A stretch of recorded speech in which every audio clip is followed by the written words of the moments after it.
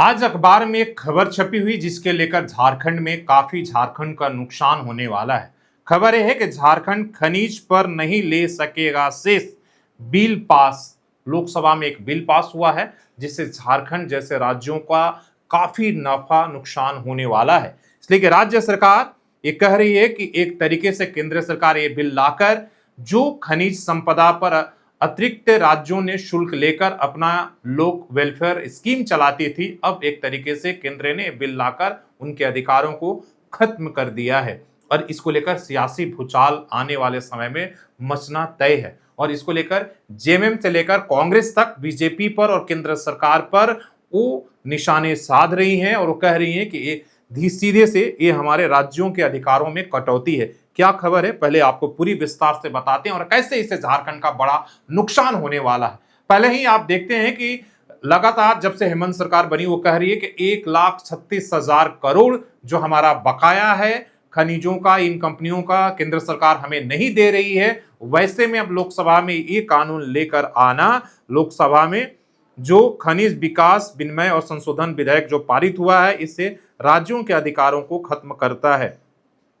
कहा गया है कि देश में खनिज और खनिज युक्त भूमि पर राज्य सरकार अब अतिरिक्त कर और सेस या किसी भी तरह का अन्य शुल्क नहीं लगा सकती है। लोकसभा में बुधवार के विपक्ष के जोरदार हंगामे के बीच खान और खनिज संशोधन विधेयक 2026 पारित कर दिया गया। इस विधेयक के जरिए केंद्र सरकार ने राज्यों को शुल्क लगाने की शक्तियों को समाप्त कर दिया है।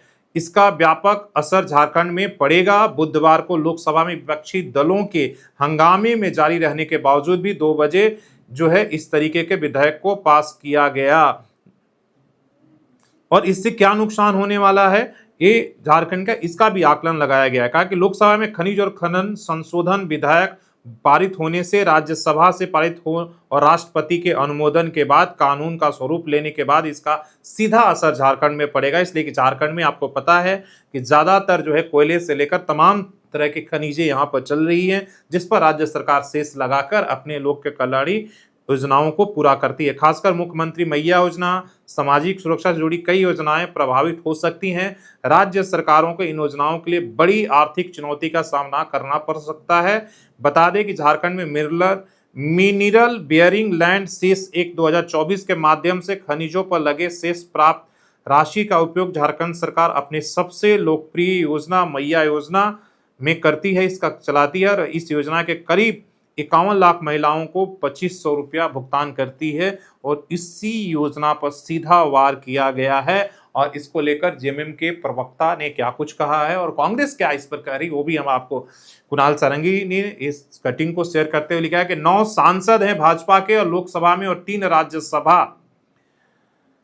झारखंड से, लेकिन मजाल है कि एक आवाज निकल जाए यहाँ पर। यहाँ के छात्रों के आंदोलन को भटकाने में ही पूरी ऊर्जा लगाए हुए हैं और वो कह रहे हैं सीधे तौर पर। और इसके साथ जो कांग्रेस है वो जो है क्या कह रही है, और प्रदीप यादव जो कांग्रेस के विधायक वो कहते हैं कि सुप्रीम कोर्ट के 9 जजों के पीठ के आदेश के बाद राज्यों को अतिरिक्त सेस लगाने का अधिकार मिला था और उसी अधिकार को छीनने के लिए केंद्र सरकार ये बिल लेकर आई है। हमारे राज्य पर इसका गहरा प्रतिकूल पड़ेगा। केंद्र सरकार चाहती है कि जो राज्य उनके विरोध में है वो अपनी जरूरतों को पूरी तरह पूरी करने के लिए केंद्र सरकार पर निर्भर रहे। और यहाँ चल रही कल्याणकारी योजनाएं, मैया योजना, सम्मान, इससे प्रभावित होगी। इसका सीधा मतलब है कि 50 लाख से अधिक महिलाओं का अधिकार छीनने का प्रयास किया जा रहा है। इसके विरोध में यहाँ भी महिलाएं भी मजबूती से खड़ी होगी। साथ ही हमारा स्पष्ट मानना है कि राज्य की खनिज संपदा पर पहला अधिकार यहाँ की जनता की होनी चाहिए, ना कि अदानी और अंबानी की जैसे पूंजीपतियों की। हमारी मांग है कि भारत सरकार इस फैसले का तुरंत पुनर्विचार करे।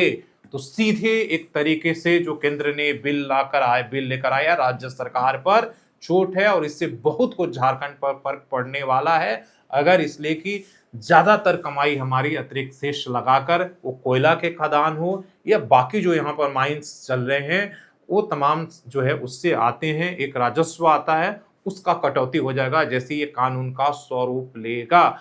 आपको क्या लगता है? और इससे ये भी लगता है कि मैया योजना खतरे में पड़ने वाला है। सीधे केंद्र सरकार के एक बिल से राज्य सरकार के महत्वाकांक्षी योजना पर चोट पड़ने वाली है और आने वाले समय में बहुत बड़ा पॉलिटिकल बवंडर या कह सकते हैं बहुत मूवमेंट बनने वाला है। जो केंद्र सरकार ये बिल लेकर आई है, राज्य सरकार जो सत्ता में दल है इसको लेकर बीजेपी को घेरने के लिए या इसके खिलाफ आंदोलन करने के लिए सड़कों पर जरूर उतरेगी।